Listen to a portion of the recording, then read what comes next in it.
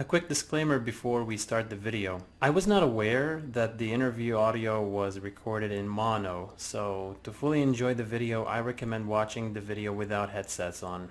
I truly apologize for the inconvenience.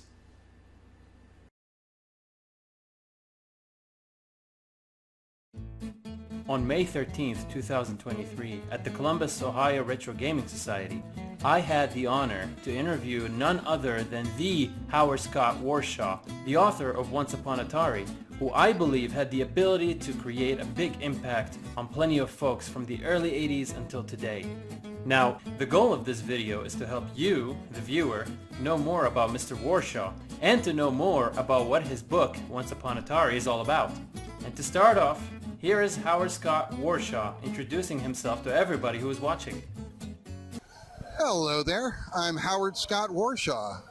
I am a psychotherapist in California. I'm the Silicon Valley therapist, but I am much better known for the work that I did for Atari in the early 80s. I was a game programmer at Atari, and I did Yars' Revenge, Raiders of the Lost Ark, E.T., and Saboteur. I should say that I also wrote the book Onceuponatari, How I Made History by Killing an Industry, which is available as the textbook, as an ebook, and as an audiobook now, and I did narrate the audiobook. So if you enjoy this interview, you will love this book. I promise you that. All right, let's start with question number one. Where were you born and raised, and what do you recommend there? Okay, well, I was born in Colorado Springs, Colorado. I don't have a lot to recommend there because I was only there 2 weeks. And then I flew, took my first airplane ride, and I went to Linden, New Jersey. I grew up in Scotch Plains, New Jersey, by and large. And in Scotch Plains, New Jersey, I would recommend pizza. There's really good pizza in Scotch Plains, New Jersey. Sicilian style. No, not Sicilian style, Neapolitan. They have some Sicilian. If you want a good Sicilian pizza, you got to go to Linden, New Jersey. But for the standard Neapolitan, excellent pizza in Scotch Plains. Spent 4 years in New Orleans, getting educated, got a couple of degrees in a variety of subjects, and I've been in California ever since then. I've been 40 years in California. Yeah, and I love it there. I love California. Which music genre are you mostly into? I'm very eclectic when it comes to music. I mean, I like classical music. I like a variety of jazz. I like some country western, although not too much of that. I'm a big fan of a lot of rock, of a lot of different kind of things. Yeah, a lot of classic rock. Do you prefer The Who, The Beatles, or The Rolling Stones? I like them all. I mean, the Beatles were I like the Beatles for breadth. I like the Stones for depth. The Who I like because they're just outrageous, and they spoke to some really great moments. What did you study during your years in college? My undergraduate work, so I got a bachelor's in both math and economics, and I did that in 3 years, with also a minor in theater, which most people don't find surprising when they get to know me. And then I went back for a 1-year master's program in computer engineering. How long did you work for HP before you joined Atari? And was it fun? I worked for Hewlett-Packard for about 14 or 15 months, little over a year. I wouldn't say it was fun. It was okay, but I was miserable professionally there. I was so miserable that I used to act out a lot, and because of the way I acted out, someone came up to me and recommended a place where other people tend to act out, and that was Atari. And that was the first time I heard about Atari. What can you tell us about the hiring process that you had to go through with Atari? I went to Atari. I talked my way into an interview series. I went through a whole battery of interviews at Atari, and it all seemed like it was going swimmingly. And then it turns out they rejected me. They rejected me at first. But that was their idea to reject me. I did not accept their rejection. So I pushed back and negotiated a deal with them where I could take a 20% cut in pay and be on probation just to have a chance to go to Atari and show them what I could do. And they accepted. They took that deal, and I got to go there. And then and I was on probation, I'll do whatever they want. And the first thing they did was assign me a coin-op conversion, and I told them, I don't want to do that. I want to do something else. So you wouldn't think that would be going well, but that game, that something else, turned out to be Yars' Revenge, which was Atari's most successful original product.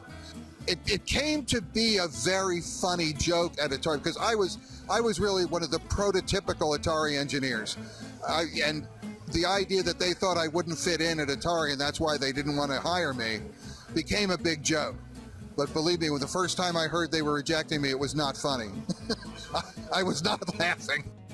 Are you still in touch with your coworkers from Atari? Yes, I am still in touch with quite a few of my Atari coworkers. Atari was an intense place to work. And when you work in a very intense place with a very discreet crew together, you form bonds, and those bonds last. And some of the friendships that I forged at Atari have lasted me a lifetime. What are your thoughts of Chuck E. Cheese, which was founded by Nolan Bushnell, and was it the go-to place for your kids? My thoughts about Chuck E. Cheese is it's no place to get pizza, but it's a great place to have a lot of fun. You know, we're all kids. Some people think of adulthood as the negation of childhood. I disagree. I think adulthood should be the integration of childhood.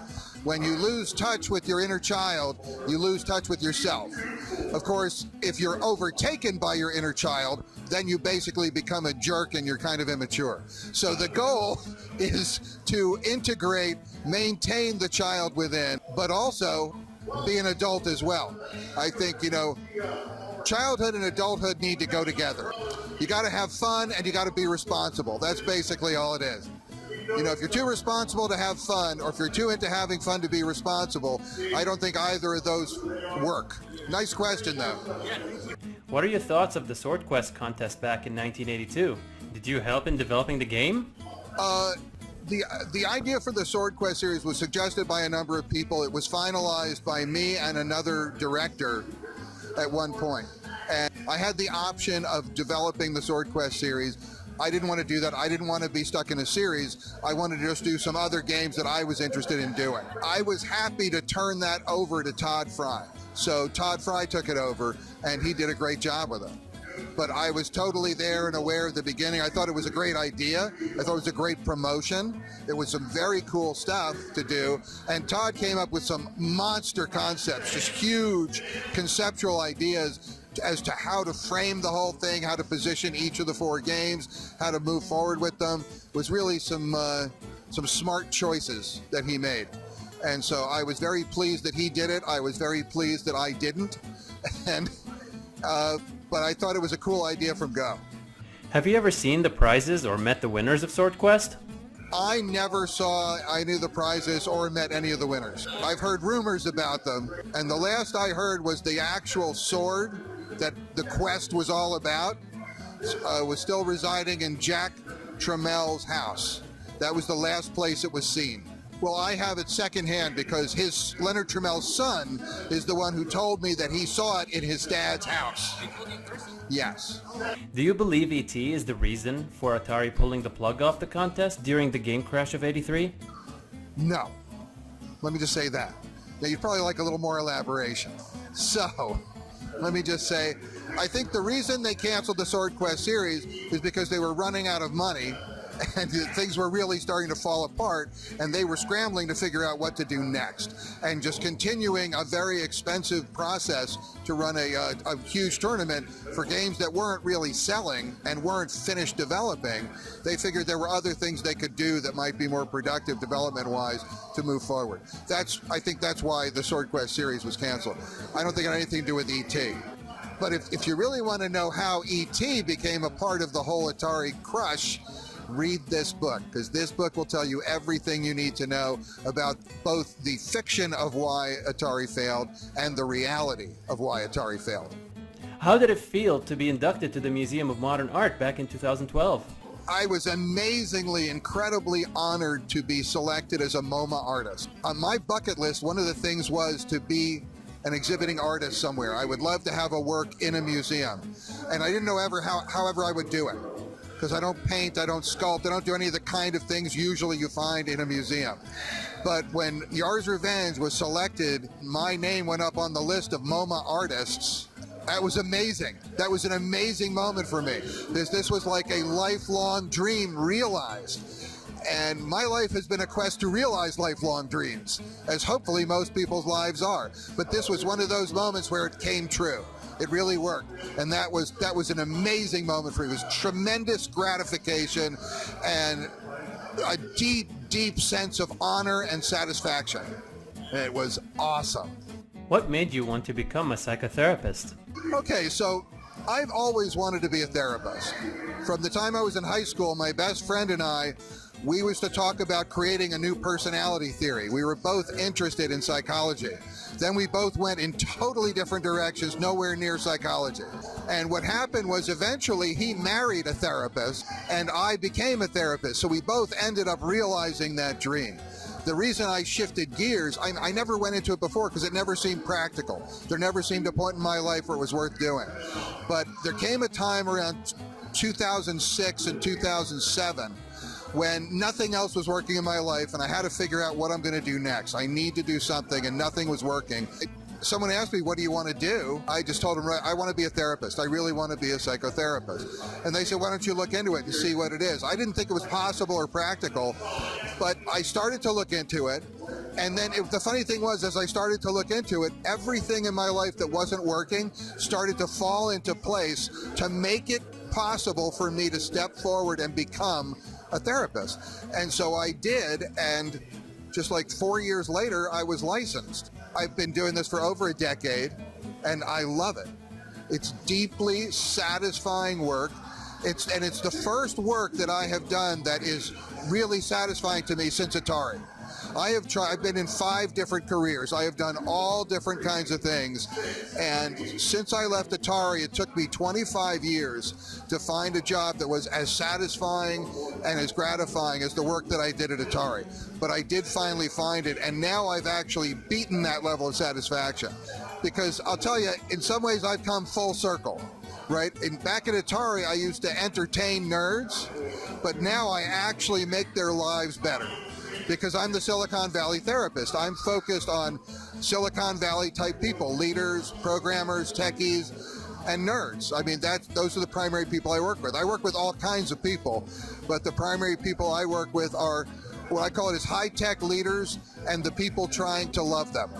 What can you tell us about the people in Silicon Valley? Silicon Valley is an interesting place. The way I like to put it is, Silicon Valley is where the world's best, brightest, and most ambitious people come to be average.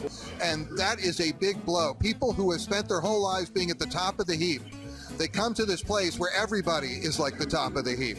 And they're not used to being just another person. And that can be a crushing blow to their self-image and the way they feel about it. Also, people who go to Silicon Valley to get rich and just keep making just enough money to keep chasing it, that can be a difficult thing after 5, 10, 15 years.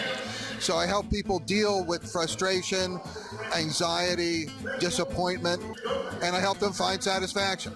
Do you believe that ET helped you in becoming a therapist?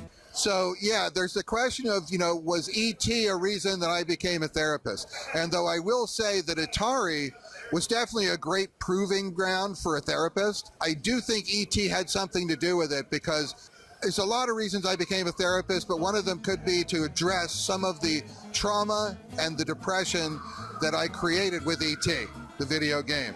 So I want to give something back. What difficulties did you go through when you decided to become a therapist? When I decided to become a therapist, the only difficulty I had to deal with was how I was going to feed myself during the process of becoming a therapist. But I was fortunate that it was after a few years I'd been in video production. I'm an award-winning documentary film producer. I've been an author. I've written multiple books. But a lot of these were only making enough money to keep me in engineering. And then engineering wasn't working, and I really had nothing going on.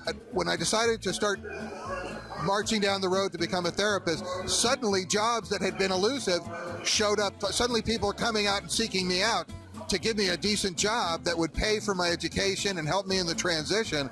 It was just like, there's a saying some people say is when you take one step towards life, life takes 2 steps towards you.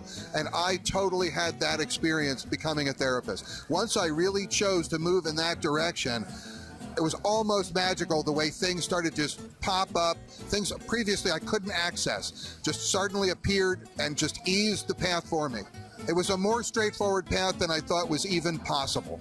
What are your thoughts of the AVGN film, and what adjustments did they allow you to make during production? Okay, so the Angry Video Game Nerd movie was a very interesting experience for me because first off, they sent me a script and I was like a major character in the script, which is why they were sending me the script. And I looked that over and I wasn't really okay. I was just becoming a therapist at that time, and the character they had me play was ultimately the Xandor character. So they had me in a shack in the desert shooting at people who come up. That wasn't the image I wanted to project as a therapist. So I talked with them about I did something that actors never do. I asked for a smaller role. And so I made some suggestions. We went back and forth a little. They tweaked it, changed the script, actually added another layer to it. They were happier with it. I was happier with it. And we made a deal. And that was it. And then I agreed to be a character in the AVGN movie. And that was a lot of fun. The next thing was actually the shoot. When I actually went there to shoot, I was really impressed at how professional they were. Because James Rolfe, people know him as the Angry Video Game Nerd, and that's a wild character and it's a fun character. But James Rolfe is a very serious student of film, and I really respect him on that level. And to see him working and see him creating the way he was, and to see the level of professionalism in the shoot they were doing gave me a lot of confidence about the script and about the movie they were making. So I was proud to be a part of it once I really saw where they were coming from, what they were doing. Kevin Finn was also a big part of it, and I was very honored and very pleased to be able to work with the both of them. What are your thoughts of the indie game market, and will you ever consider creating an indie game in the future? I think it's really exciting that there is an indie game market. You know, that people are making games and putting them out there, and it's very cool. I would be interested in being involved with a game. I would not be that interested in just sitting down and totally making a game from scratch. I've done that enough times to know that's not really what I want to do with my time right now, because that's a hard thing to do. But I would consider coaching someone through or being a part of a game development. So I'm open to that. How will your family be celebrating Mother's Day tomorrow? So Mother's Day, my family will be celebrating Mother's Day without me because I'll be traveling. I'm here at the con this weekend, which was a choice that I made, but that's okay. But this Mother's Day will be about memories and remembering what went on. One thing I can say about my mother is she was largely responsible for me becoming a therapist, and before that, a client. So it was an involved relationship, and most people's relationships with their mother can be an involved relationship. But Mother's Day is a day where we celebrate motherhood and childhood, whether we're looking up or down. So it's, I do hope everybody really appreciates their family and enjoys it. And the ones who don't, because sometimes family, there's a lot of strife. In fact, what I say is without families, there would be no therapists, right? So if Mother's Day does not strike a positive note in your heart, go see a therapist. They can help you with that. And I will say one other thing about that is there's a big difference between your family of origin, the one you were born into, and your family of choice, the one you create as you go on through life. And sometimes we feel stuck or have difficulty with our family of origin, but always honor your family of choice, because that's where you can find your real love and value.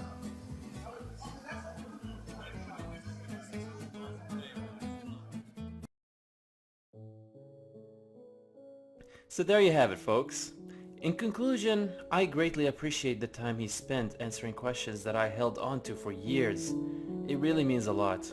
I want to let you know that I had a chance to listen to his book, and I highly recommend giving it a shot, as it talks about one of the industry's original innovators and his experience in creating some of the world's most noted pieces of interactive entertainment, and how they reverberate throughout his life. It is now available on Amazon.com in physical, digital, and even audiobook formats. Link is in the description. If you like this video, it won't hurt to support his work by sharing the video and giving his book a fair chance. With that said, thank you so much for watching, and here is Mr. Warshaw explaining a bit more about Onceuponatari. Well, I'd say once again, thank you for the opportunity to just talk about my book. I hope people will get it. Like I said, if you've enjoyed this interview, this book goes way beyond the experiences at Atari, and it's about my life and how Atari impacted me, which it did immensely. And the journey that I've had, what I've realized recently is this book is about two things. One is, it's about how an amazing corporate entity can rise and then fall. It's about the idea that every great success engenders a tragic flaw. And the challenge is to spot it and deal with it before it kills you. Okay, and the other thing I realized is that this book is about triumph, moving forward, rebuilding yourself, recreating yourself, because you are never, no matter how bad things seem, you are never without a path to a far better life and far greater satisfaction. That's always there. However, it does require an act of commission. It requires action. It is not about hoping or wishing. But if you can act, if you can move forward, there's always a path forward that will improve your life substantially, and it's closer than you think. That's what Once Upon Atari is about.